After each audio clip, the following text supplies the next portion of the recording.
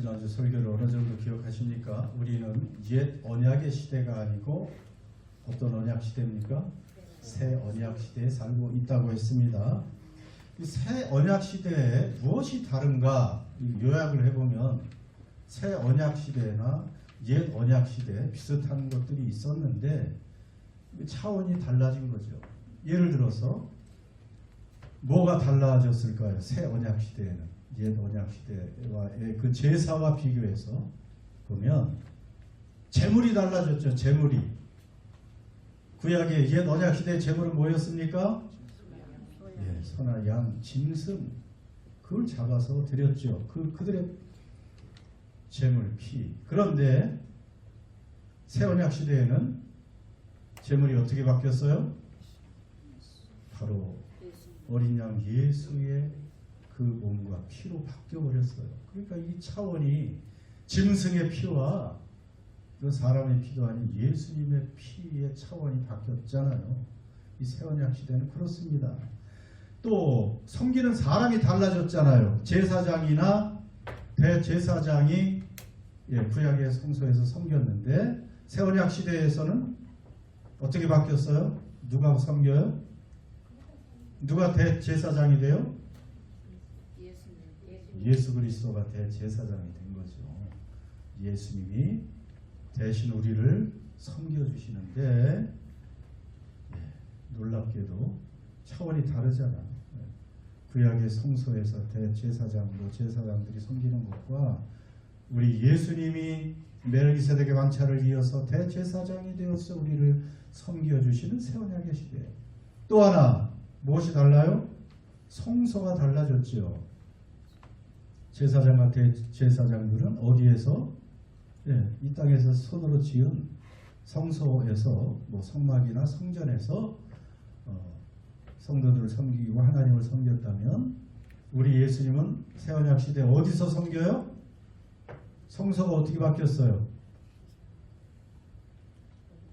성소가 어디라 그랬어요? 예수님이 들어가신 성소는 진짜 하나님이 계신 거룩한 천국 하나님 나라가 성소가 된, 그래서 그 나라를 열어주신 새 언약 시대는 구약의 그 시대, 옛 언약의 시대와는 이렇게 차원이 달라졌다는 것입니다. 여러분, 그래서 우리는 이러한 새 언약 시대에 이러한 대제사장을 보유하고 있는 사람이라고 지난주에 말씀을 드렸죠. 그런데 한 번 더 생각을 해볼 게 있는데 성소와 지성소, 여러분 그림을 보세요. 구약의 광야의 성막이 이렇게 생겼죠. 이것이 나중에 솔로몬 성전으로 이제 예루살렘에 지어진 것이지만 이렇게 생긴 성소는 이 성소는 그 안에 그 집같이 생긴 그 안에 들어가면 두 개의 방으로 구분되어 있죠. 그것을 뭐라 그래요? 성소와 지성소. 그런데 생각해 보세요. 왜 이렇게 하나님이 성소와 지성소로 구분해 놓으셨을까? 그냥 한 성소다 해서 거룩한 장소 거기에서 하나님을 섬기면 되지 굳이 지성소를 이렇게 마련해 놓으셨을까? 여기 생각해 보셨어요? 거기까지 굳이 생각을 할 필요가 있습니까? 이렇게 할 수도 있겠지만 여러분 성소까지는 얼마든지 사람이 들어가요. 거기서도 하나님을 섬기는 예식을 합니다. 그런데 지성소에는 하나님의 임재하시고 막 구름, 그 성막을 완성했을 때 하나님의 임재 상징인 구름이 그 지성소에 빽빽했죠. 여러분 그곳은 성소와 지성소를 커튼으로 이렇게 구분해 놓은 것은 다 이유가 있어서 그래요. 하나님과 죄인을 구분해 놓은 거예요. 죄인은 하나님이 계신 거기까지 갈 수 없다고 이걸 나가는 거잖아요. 그래서 휘장이 이렇게 사람을 그 다음 그림처럼 막아놓아서 하나님께 나아갈 수 없는 그러한 모습으로 만들어 놓은 것입니다. 하나님께 가까이 갈 수 없었죠. 그래서 성소와 지성소는 왜 두 개로 이렇게 굳이 구분했느냐. 두 시대를 나누기도 하기 위해서 그래요. 성소의 시대, 사람들이 하나님께 나가서 섬길 수는 있지만 하나님께 직접 하나님의 임재 앞에 나갈 수는 없었어요. 그런 시대가 있었고, 성소의 시대가 있었고, 지금이 새 언약 시대라면 어떤 시대일까요? 성소의 시대가 아닌 어떤 시대? 지성소의 시대가 열렸다. 그런 의미로도 이 시대적인 구분으로 성소와 지성소를 구분해 놓은 것도 있고요. 장소의 두 차원도 있습니다. 지금도 성소까지만 들어갈 수 있는 제사장이 있었고, 지성소에 들어갈 수 있는 사람이 있었죠. 대제사장도 또 1년에 딱 한 번 하나님의 허락하에서만 들어가죠. 그것은 인간도 언젠가는 그 지성소에도 들어갈 수 있다는 하나의 예표라고 말할 수가 있어요.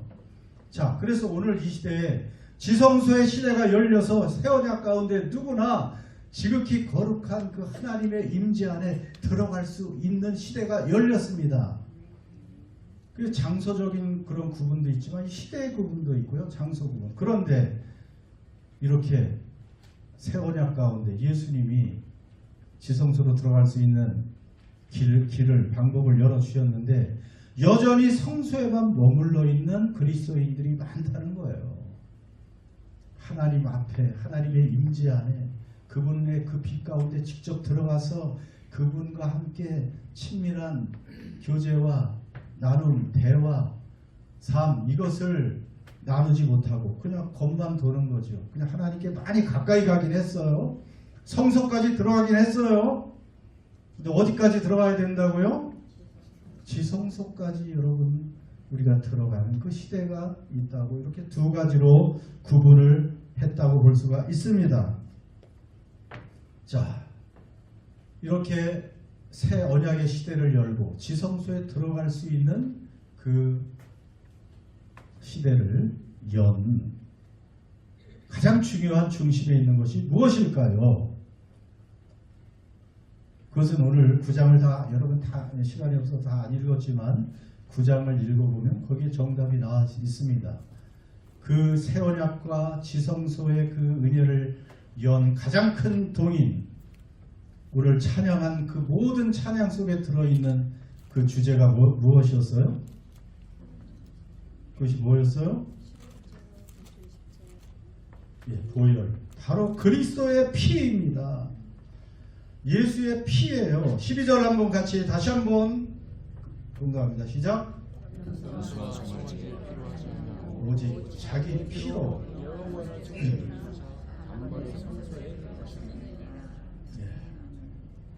그래서 오늘의 주제 피를 많이 여러분 강조합니다. 누구의 피로 영원한 속죄를 이루셨어요? 자기의 피로, 예수님의 피로 영원한 속죄를 이루시고 단번에 성소에 들어가셨다. 9장에 12번이나 나온다고 했죠. 피가 무엇이길래 이렇게 이런 일들이 있습니까? 구약 레위기 17장 11절 같이 읽습니다. 육체의 생명은 피에 있습니다. 내가 이 피를 너에게 주어 제단에 뿌려 속죄하게 하였나니 생명이 피에 있으므로 피가 죄를 속죄하리라. 속하느니라. 여러분, 그러니까 피는 것 뭐라고 말해요? 생명. 여러분 몸속에 뭐가 있어요 지금? 피가 잘 순환되고 있죠? 피가 빠지면 죽는 거예요. 그러니까 어린아이들이 막 싸우다가 코피가 나면, 코피 난 아이는 무조건 지는 거죠. 무조건 항복합니다. 왜 그래요? 아마 생명이 빠져나간다는 것을 직감했는지도 모르죠.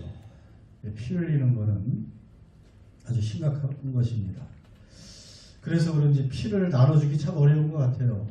뉴질랜드도 그렇고 세계적으로 지금 헌혈 양이 너무 부족해가지고 헌혈을 지금 독려하고 있는데, 여러분은 헌혈을 언제쯤 하셨습니까? 나눠줄 피가 아직 없습니까? 이 생명이 고귀해서 그런지 잘 안 나눠주려고 그래. 근데 이 헌혈을 한번 하면 그 귀한 생명의 같은 피를 주니까 하나님이 그냥 두시겠어요? 더 좋은 피가 나오게 해주신다고 그래요. 그럼 저는 헌혈을 했느냐? 그렇게 물어보시면 저는 헌혈을 할 수 없다고 그랬죠. 1990년대 후반에서 2000년 초반에 영국에서 살았던 사람은 그때가 광우병이 가장 창궐한 그 시대이기 때문에 세계적으로 절대로 헌혈을 할 수가 없습니다. 그래서 저는 하고 싶어도 못해요. 여러분은 좀 하실 수 있으면 하시는 게 좋아요. 어느 정도 좀 나쁜 피가 나오고 좋은 피가 또 골수에서 생성되기 때문에 헌혈을 하면 좋다고 볼 수 있습니다. 자, 그런데 제일 중요한 것은 피가 생명이기 때문에 이 피가 생명을 속전한다는 것입니다. 대신 그 피가 죽을 다른 사람의 생명을 속전한다는 것이죠. 또다시 질문을 드립니다. 자, 출애굽할 때 이스라엘의 10가지 재앙을 하나님이 마지막에 내리실 때 마지막 재앙이 어떤 재앙이에요? 모든 장자, 왕의 장자로부터 감옥에 수감된 죄수의 장자 또는 맷돌을 가는 그러한 여종의 장자, 할 것 없이 모든 장자는 그냥 다 그날 죽음의 사자에 의해서 죽임을 당합니다. 짐승의 첫 새끼도 다 죽임을 당해요. 그런데 이스라엘의 장자와 짐승의 첫 새끼들은 안전했습니다. 왜냐하면 하나님이 이스라엘 백성에게 약속을 하셨죠. 암호를 짰습니다. 어떤 암호였습니까? 어떤 사인을 거기다 붙여놓으라고 그랬죠. 집마다 출입구 좌우 문설주와 임방에 태극기를 걸어놓으라고 그랬나요? 태극기. 아니면 거기다 뭐 부적을 써붙여놓으라고 그랬나요? 강조하기 위해서 그래요. 무엇을? 어린 양을 잡아서 그 피를 거기다 발라 놓으면은 하나님에게 사인이야. 그게 암호고 죽음의 사자를 보내셔서 또 애국 전역을 치러 돌아다닐 때 그 피를 보고 건너가셨다. 그래서 패스했다. 패스해서 패스오버. 그것이 6월절이고 넘을 월 해서 6월절이 된 것입니다. 여러분, 피가 이렇게 중요해요. 그런데 양의 피도 그렇게 중요한데 여러분, 왕의 피와 백성 100명의 피 어떤 게 더 중요할까? 가치가 있을까? 아니 목사님이 사람 차별합니까? 왕의 피나 백성 한 사람 피나 똑같은 거 아니에요? 아니 고대에 꼭 그렇지는 않았어요. 왕이나 장군의 피의 가치는 만약 그 사람들이 포로로 군대 전쟁에 가서 잡혀갔다가 몸값을 달라고 할 때 왕이나 장군의 그 몸값이나 그냥 한 병사의 그냥 한 백성의 몸값이 같을 수는 없잖아요. 가치가 다른 거예요, 사실은. 그 나라 전체가 왔다 갔다 하니까. 그런 것처럼 그런데 하물며 하나님의 아들 예수의 그 피는 그 가치는 정말 새 언약의 시대를 여는 거예요. 우리의 어떤 죄도 씻겨주시고 정결케 하실 뿐 아니고 거룩하게까지 만드신다는 사실입니다. 이것이 그래서 새 언약의 시대와 그리고 지성소의 시대를 우리에게 열어주셨다는 사실입니다. 저는 이 피를 생각하면서 다시 한번 그런 생각을 해보았습니다. 제가 얼마 전에 그 이탈리아 그 유명한 오페라 사랑의 묘약이라는 그 노래를 한번 그 오페라를 들었는데 세계 제일의 테너가 그 노래를 부르는데 얼마나 목소리가 아름다운지 우나 프루티바 라그리마. 제가 거기까지 부를 수는 있는데 너무나 어떻게 인간의 목소리가 그렇게 아름다울 수 있을까?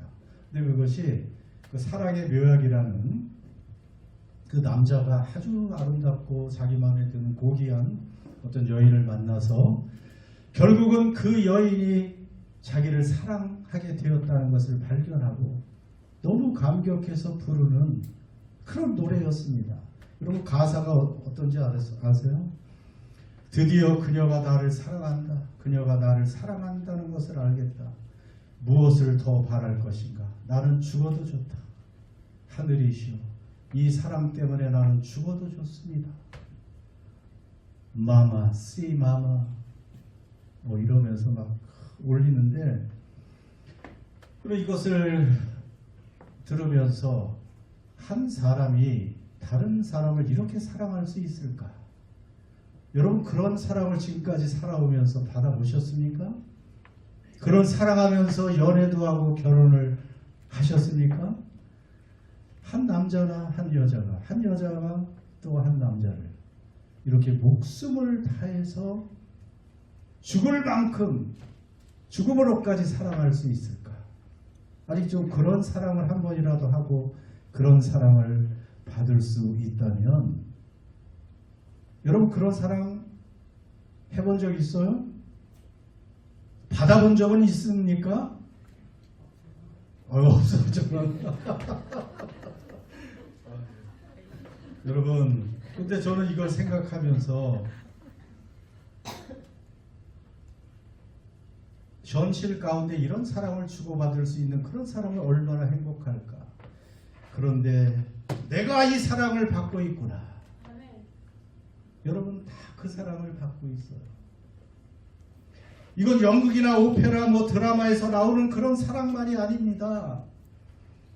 나를 위해서 목숨을 버리고 피까지 흘려주시면서 그 죽을 만큼 나를 사랑해 주신 분이 있다는 말입니다. 믿습니까?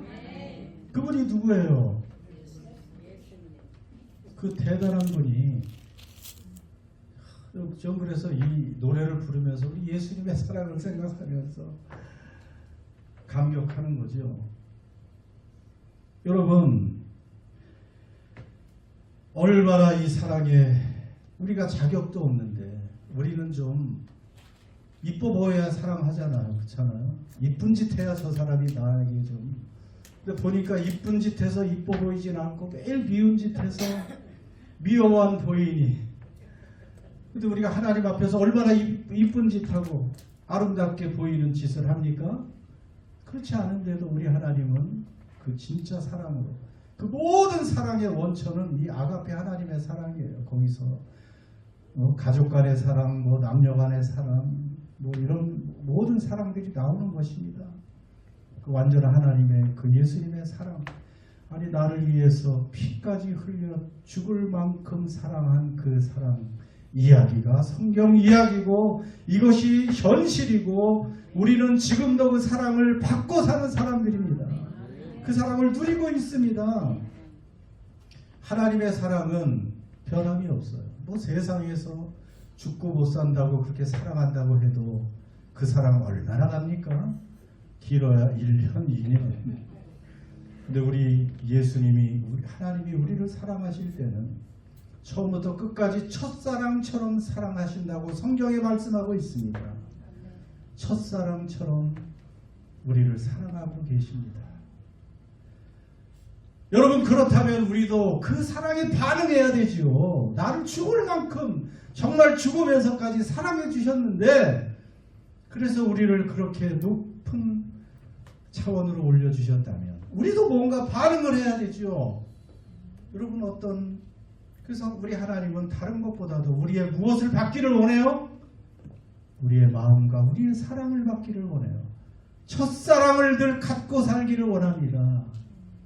또 세월이 흘러가면서 그냥 미지근해지고 덤덤해지고 무감각해진 그러한 사랑이 아닌 그 하나님의 그 뜨겁고 애끓는 그 사랑, 우리를 향한 그 사랑에 실적하는 화답하는 그 사랑을 우리도 품고 살기를 원한다는 사실입니다.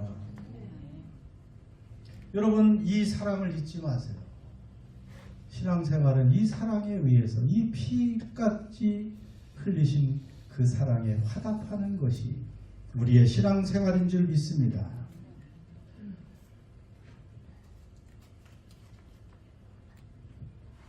여러분 그래서 이 하나님 아들의 완전한 그 피는 우리를 또한 어떻게 해 놓으셨습니까? 14절 같이 읽습니다. 시작. 하물며 영원하신 성령으로 말미암아 그 먹는 자기를 하나님께 드린 그리스도의 피가 너희 양심을 죽은 행실에서 깨끗하게 하고 살아계신 하나님을 섬기게 하지 못하겠느냐. 그래서 여러분 피를 어디에 뿌려주셨다고 했어요? 그 말씀에 의하면 너희 그리스도의 피가 무엇을 깨끗하게 했습니까? 양심을. 이 양심을 영어 성경에 조금 더 명확하게 나와 있죠. 우리를 죽음으로 인도하는 행동, 죽음으로 이끄는 그런 행동으로부터의 양심을 뭐 이렇게.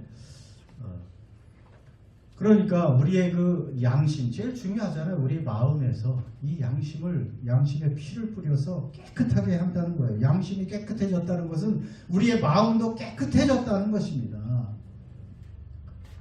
저는 아직도 안 깨끗한 것 같습니다. 여러분 그렇게 하지 마세요. 그건 예수님의 피를 무시하는 것입니다. 그 흠없고 점없는 완전한 희생의 피는 저와 여러분의 그 더럽혀진 마음과 양심까지도 깨끗하게 씻겨주신다고 지금 선언하고 계십니다. 믿습니까? 제발 좀 우리도 그 피에 푹 잠길 수 있기를 바랍니다. 빨래를 왜 합니까? 더럽혀진 옷을 깨끗하게 하기 위해서 세제를 푼 물에 더럽혀진 빨래를 푹 거기다 담궈서 결국 빨래에서 깨끗하게 씻기는 것처럼 우리의 양심, 우리의 마음, 우리의 삶, 우리의 행동을 예수님의 피에 푹 좀 담가서 그 피는 무궁합니다. 무한합니다. 우리를 깨끗하게 씻겨 줄 수 있습니다. 여러분 그래서 그 피는 우리를 의인으로 만들어 주시고 거룩하게 하셔서 결국 우리가 무엇이 되게 할까? 성소가 되게 할까? 지성소가 되게 하실까요? 네, 너무 쉬운 그런 답을 할 수 있도록 우리가 지성소가 되는 거지. 지극히 깨끗하고 거룩한 장소가 되니까 우리 안에 누가 오십니까? 성령이 오실 수가 있고 예수님이 머무실 수가 있는 것입니다. 그래서 우리가 성전이 된 거예요. 우리가 지성소입니다. 성전 정도가 아니에요. 우리는 지성소가 되어서 하나님이 우리 안에 오실 수 있고 그래서 우리가 지성소 시대를 살아가는 성도가 되는 것입니다. 한 가지 더 보면 14절 그 마지막 부분에 보면 그리스도의 피는 우리를 깨끗하게 할 뿐 아니고 또 어떤 일을 하게 합니까? 살아계신 하나님을 섬기게 하지 못하겠느냐? 그 말은 무슨 뜻이에요? 섬기게 할 수 있다. 살아계신 하나님을 섬기게 할 수 있다. 여러분 예수님의 피 흘리면 그저 우리의 죄만 씻겨주시는 것이 아니고 우리가 하나님께 나아가서 그분을 섬길 수 있는 사람들이 되게 해주신다는 거예요. 구약의 제사장이나 대제사장들이 하나님 앞에 성소로 나가서 섬기기 위해서 어떤 과정을 거쳤는지 아세요? 그들이 성소 앞에서 짐승을 잡아서 피를 담은 그릇에서 피를 우슬초로 찍어서 그 제사장들에게 뿌리고 옷에 몸에 뿌려서 그들을 어떻게 하는 거예요? 거룩하게 해서 이제 그 사람들은 그게 하나의 뭐 이노베이션, 즉위, 취임 뭐 그런 세레모니를 한 거예요. 이제 당신은 공식적으로 하나님 앞에서 하나님을 섬길 수 있습니다. 그런데 지금 어린 양의 피를 우리에게 뿌려주셨잖아요. 그럼 우리는 그래요. 하나님 앞에서 하나님을 섬길 수 있는 사람들, 그런 자격을 가진 사람들이라고요. 그 피는 우리를 하나님 앞에 가서 하나님을 섬길 수 있게 합니다.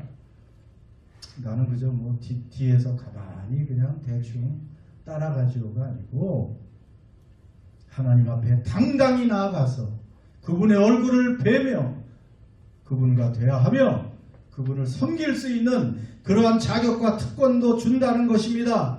하나님의 영광스러운 도구로 이 땅에서 하나님과 동역을 이루며 살아갈 수 있는 그러한 지위를 주시는 보혈이라는 것입니다. 마지막으로 저는 이 주님의 완전한 피는 우리를 하나님께 나아가게 하는 그런 봉사자뿐 아니고 우리의 신분도 바꿔주셨잖아요. 성경은 다 연결이 되는 거예요.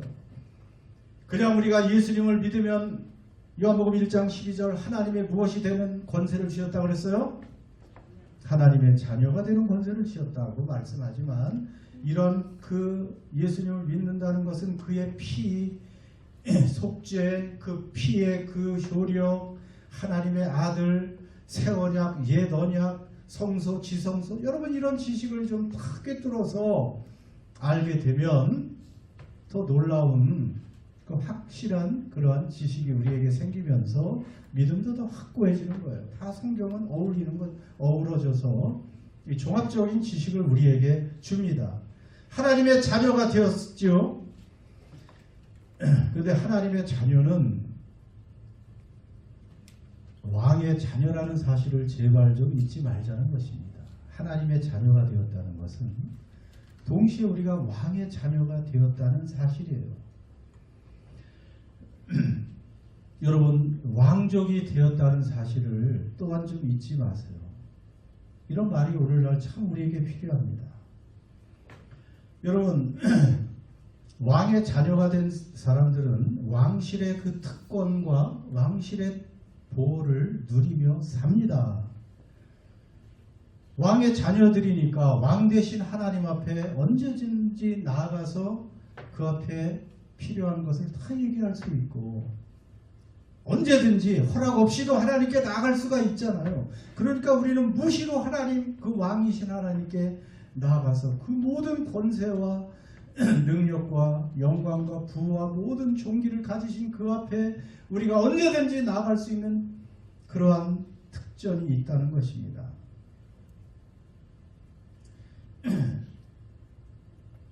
여러분 우리가 왕의 자녀라는 것은 경제적인 특전도 있다는 걸 좀 잊지 마세요. 이 땅에서 왕이 제일 부러운 게 어떻게 보면 경제적인 특전이 아니겠어요? 영국의 왕실의 그 둘째 왕자 해리가 나는 왕실이 싫다고 미국으로 떠났지만 여전히 그가 운영하는 돈을 보면 수백억 달러 막 이렇게 그 돈이 어디서 났는지 모르겠어요. 왕의 자녀라는 그 신분 하나만 있으면 노는 차원이 다르더라고요. 여러분 우리가 이렇게 하나님의 자녀가 되었고 이 사실은 왕의 자녀가 되었다는 사실이고요. 우리가 좀 꾀죄죄한 마음으로 살지 말자는 거예요. 그냥 내가 지금 가진 거 얼마 있다, 내가 집이 하나 있다, 없다, 통장에 돈이 얼마다, 내 직업에 수입이 얼마다. 여러분 여기에 매여서 살 사람이 아니라는 것입니다. 아니 왕의 자녀들이 그렇게 살아요? 그렇게 살지 말라는 거예요. 우리 김 권사님 보세요. 얼마나 지금 파리 패션으로 지금 오셨습니까? 보면 한 수십억 그 재산가 같잖아요. 없으니까 그렇게 하는 거예요. 아니 있다니까 우리가 없다는 게 아니고 우리가 있는 사람들입니다. 믿습니까? 네? 우리 김재석 집사님 저 양털이 얼마나 비싼 거예요 지금. 저 조끼가 한 1,000불짜리 되는 거예요. 네. 다 봅니다 저 지금. 아이고 이경자 집사님 그 정도 가지고 내 가죽 옷은 3,000불짜리예요. 제가 다 맞히죠. 네. 저도 저런 거 하나 있어요. 네. 여러분 없어도 있는 것처럼 없지 않아요. 하나님께 구하면 필요한 건 주십니다. 먹고 살고 걱정하는 게 하나님 자녀 아니라고 했잖아요. 하나님의 자녀라는 건 막연히 알지 마세요. 왕의 자녀라는 것이에요. 왕실의 특권은 대단합니다. 이 땅에 그 형편없는 왕실의 특권도 보통이 아닙니다. 우리는 하늘의 왕이에요. 영원한 왕이에요. 그 왕의 진짜 친아들의 그 피값으로 그 사랑의 대상이 된 우리들은 보통 사람이 아닙니다. 그렇게 좀 당당하게 믿음을 현실화시켜서 여기서 살라는 말씀이에요. 나중에 죽어서 누리는 그 작은 것들이 아닙니다. 그때도 이제 영원히 실제적으로 누리지만 지금도 하나님은 살아계시기 때문에 우리와 함께 계시기 때문에 우리 지성소가 된 우리의 성전된 우리의 거처를 함께 하시는 그분이기 때문에 여러분 이 하나님 믿는 믿음을 현실화시키시기를 바랍니다. 기도 아무리 많이 하면 뭐예요? 그냥 기도할 때만 하나님 찾고 당당하게 그 하나님을 내가 현실에서 믿고 그분의 그 놀라운 풍성한 은혜를 누리며 살아야 진짜 믿음인 줄 믿습니다. 대신 왕의 자녀는 의무도 있어요. 사실은 그것은 왕의 자녀의 그 왕실의 품위 때문에 그런 거잖아요. 왕자들, 왕이 될 왕가의 자녀들은 특별 교육을 받긴 합니다. 군사 교육도 받기도 하고요. 뭐 그 나라의 역사와 전통을 잘 알아야 되지 않겠어요? 에티켓 교육도 받아야 되고요. 대충 어디 가서 어떻게 연설해야 되는지도 받아야 되고요. 그런 것들은 조금 훈련도 해야 되잖아요. 조금 힘든 과정도 있긴 있지만 그거 힘들다고 안 하겠어요? 왕의 자녀로 누릴 수 있는 권세와 그 특권이 그렇게 많은데 그러니까 교회 좀 나오라고 예배 시간 지켜서 나오세요. 그게 뭐 그렇게 힘들어요? 하나님께 나와서 예배 드리는 것이. 성경 공부도 합시다. 뭐 수모임도 하라면 해야 되고 그 정도고 그거 못할 게 뭐가 있어요? 그리고 왕의 자녀답게 일상 가운데서도 당당하게 그렇게 가진 자처럼 좀 살 수 있고 여유 있게 다른 사람에게 베풀기도 하고 그런 것이 왕의 자녀인 줄 믿습니다. 오늘 예수의 피, 그 사랑, 그 새 언약을 연 그 은혜 여러분 우리가 누리며 살기를 주의 이름으로 축원합니다. 기도합시다.